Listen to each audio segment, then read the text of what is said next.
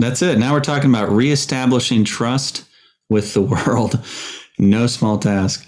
So here's how it reads in summary. So accrediting the Christian community as a credible subject and reliable partner in paths of social dialogue, healing, reconciliation, inclusion, and participation, the reconstruction of democracy, the promotion of fraternity and social friendship, catechist institutionalization. So, reestablishing trust with the world. Where do we start? It's kind of like every journey begins with one step, right? So, where do we start with reestablishing trust with the world? We start one person at a time. And it really begins when we have the mentality. I'm going to quote G.K. Chesterton here when he wrote to I think it was the London Worlds, or I can't remember the periodical he submitted this to, but there was a question that was submitted to the city, to everyone living there, the citizenry. What's wrong with the world today? And his response was, me. I'm what's wrong with the world today. And what he meant by that is a number of things, but we can kind of intuit a little bit. Just selfishness, our egos, when we think we are an island, that we don't need anybody else, or that we matter most. Those kinds of things is what he means by me. We start with ourselves if we want to change the world and change the church's, change perceptions the world has of the church. You're not going to change everybody. Not everybody followed Jesus either. But yet we're called to engage a dialogue with everyone who's willing to listen or is willing to give us a shot or a chance, so that we can proclaim the kingdom, mostly by actions, but when necessary by words. How can we become more credible? Well, Francis has really made some big strides in that, very official ones, as he's put infrastructure in place in the church all around the world, especially on reporting abuse or anything like that, and the absolute zero tolerance of allegations of abuse. Really he's walking the talk, if you will. I was going to say putting money where his mouth is, but he's walking the talk. Accountability. How can we make those involved in anything that is not healthy for the church? How can we make them more accountable? And this really does dovetail with the clericalism piece earlier. Sometimes it falls on the laity to be those prophets.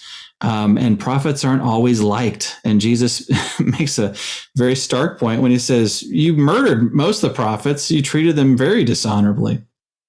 And yet we're called, right, by our baptism to be priest, prophet, and king. Sometimes it's up to the laity to speak a prophetic word about what's going on in the parish or in the diocese, to bring some light into the situation. Transparency, that idea of light moving through something. Jesus is the light of the world.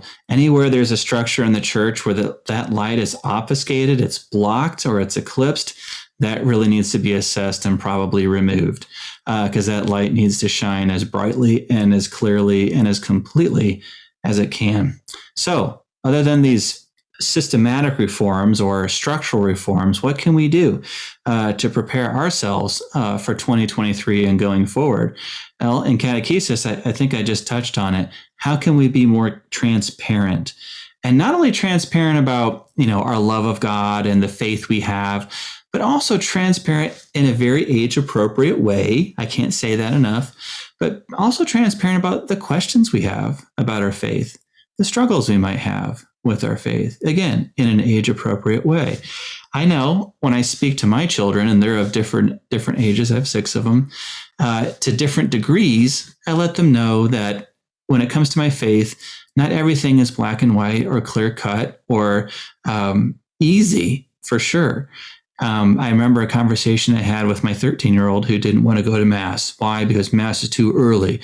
And get this, early was 10:30. I'm like, are you kidding me? I said, I'm so tired. And I said, what time do you go to bed? He said, 10 p.m. I'm like, Mike, you slept for like almost 12 hours. And he's telling me he's so tired. But at any rate, to try to connect with him and accompany him, I told him, I'm a deacon, and there are times that I have a hard time getting up for Mass for different reasons. But I always go. I always go. And do you know why? He goes, because you're afraid of God? I said, sometimes, but mostly, like 99% of the time, I go because I know God's going to show up and God's going to do something in my life. God's going to meet me in a way that I need to be met. I need to be loved. I need to be held, supported, encouraged. It doesn't always, it's not always revealed right away what that is, but I'm always blessed when I go to church. I'm blessed for having gone.